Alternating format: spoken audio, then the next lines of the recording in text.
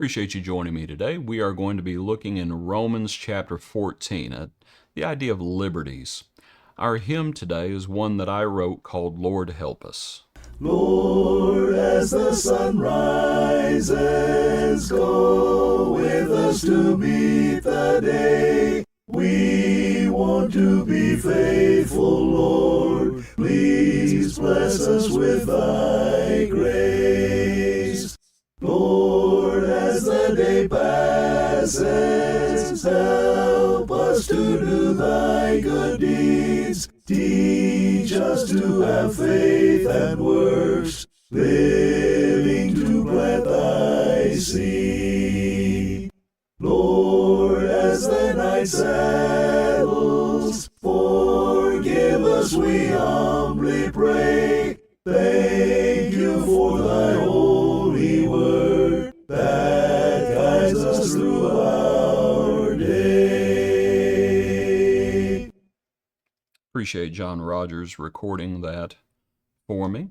We're in Romans chapter 14, like I said, talking about liberties. And liberties, you have, what liberties are, is you have multiple courses of action, and you are at liberty to choose which path to go down. Now, there are things that have to be taken into consideration, and we'll see that as we go along. But it begins in verse 1, receive one who is weak in the faith, but not to disputes over doubtful things. For one believes he may eat all things, but he who is weak eats only vegetables. And so the question is, who's the stronger brother? Who is the stronger or the weaker brother? Well, within the context, the stronger brother is the one who's being described as believing he can go down either path. So the stronger one believes he can go this way or that way. He does not say, I can only go this way. He believes he is at liberty. He is convinced that he can go down either path. The weaker brother in the context is the one who says, I can only go down this path. I cannot go down both paths. I can only go down one path. So that's the context. And so, because nobody's ever going to raise their hand and say, oh, I'm the weaker or I'm the stronger. No one's ever going to do that. You have choices.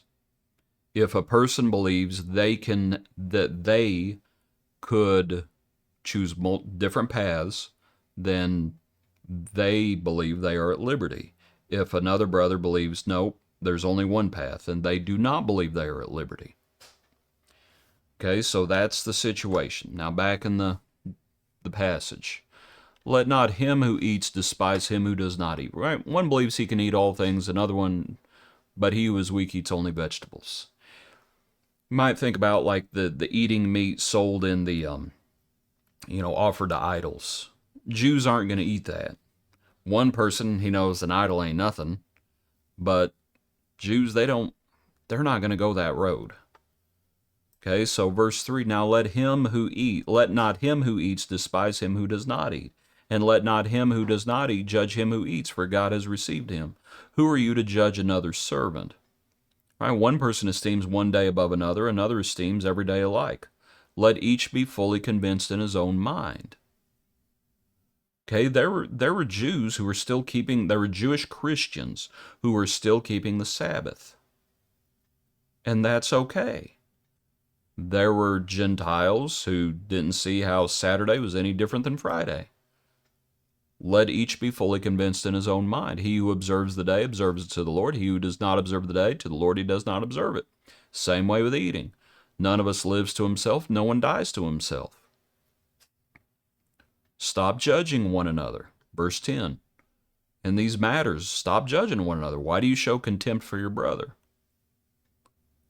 We all are going to stand before God. And so, therefore, let us not judge one another anymore, but rather resolve this not to put a stumbling block or a cause to fall in our brother's way. I know and am convinced by the Lord Jesus there's nothing unclean of itself, but to him who considers anything to be unclean, to him it is unclean. Yet if your brother is grieved because of your food, you are no longer walking in love. Do not destroy with your food the one for whom Christ died. Okay, there are two principles there that are very important. One is, there in verse 14, to him who considers anything to be unclean, to him it is unclean.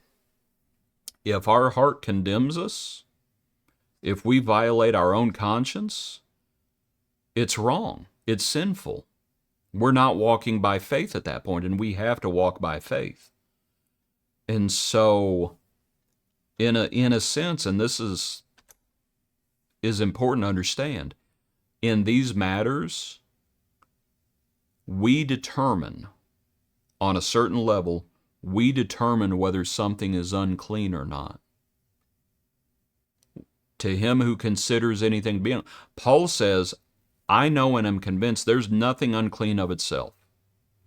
I know that.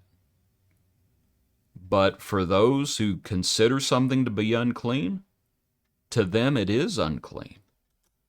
In their own mind, they have determined it's unclean, and so to them it is unclean. That's hard. That's hard to get our minds wrapped around. But that's the truth of the matter. I want you to think about Peter. Peter's a hard, tough situation. That's probably why the Lord uses him. When the Lord lets that sheet down and says, rise, Peter, kill and eat, he does it 3 times, and we know what Peter says. I've never eaten anything unclean. Now, what the Lord was talking about was Gentiles. And my point is, I really doubt the next morning that Peter woke up and said, Yeehaw, I can finally have some bacon. I really doubt Peter did that. The lesson was about the Gentiles. But Peter still having, and we know Peter will still have a lot of trouble with certain principles going forward. But it is not as though, when Jesus said, it is not that which goes into the mouth that defiles a man. It's what comes out. So do not mistake the Lord telling Peter, rise, Peter, kill and eat. That's about the Gentiles. Do not get the picture in your mind of a child. You know, when you try to feed a child the whole airplane game, and the child's, I don't want you to get the image that God is trying to ram pork down Peter's mouth. I think that would be a mistake. That's about the Gentiles. Now, is God forcing the issue with the Gentiles? Yes. But for those Jews who are having trouble with these concepts, to them it was unclean. And that was them. And that was to a certain degree, that was up to them. If they violated their own conscience, they would be sinning.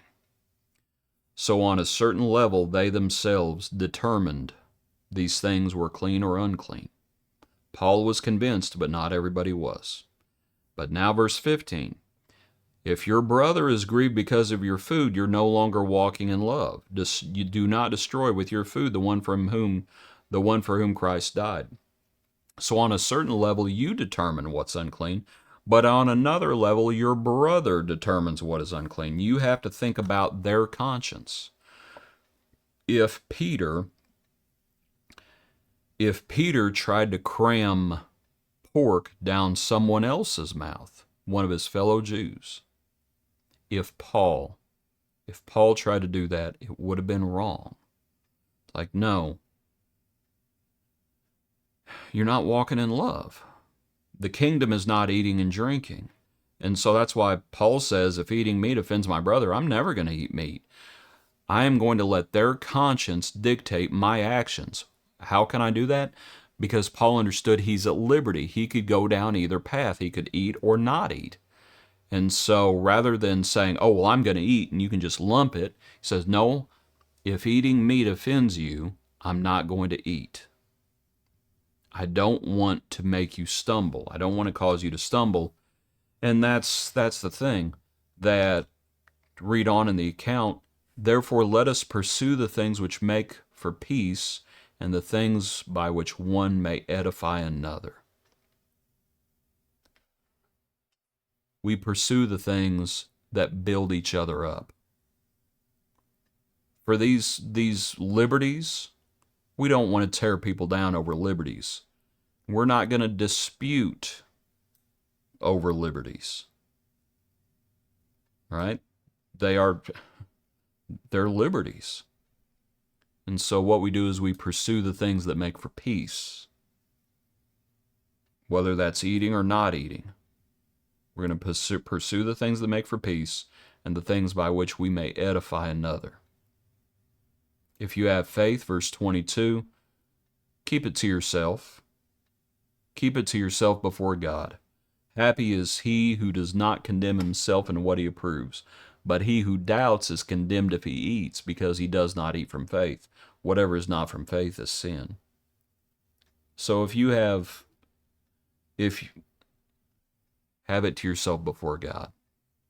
There are certain things that should be kept private so that we do not cause others to stumble, because we don't want to cause them to stumble. We want to build people up. And so we pursue the things make for peace and things that edify. Appreciate you. Hope you have a good day. Join us tomorrow for another portion of our daily praise.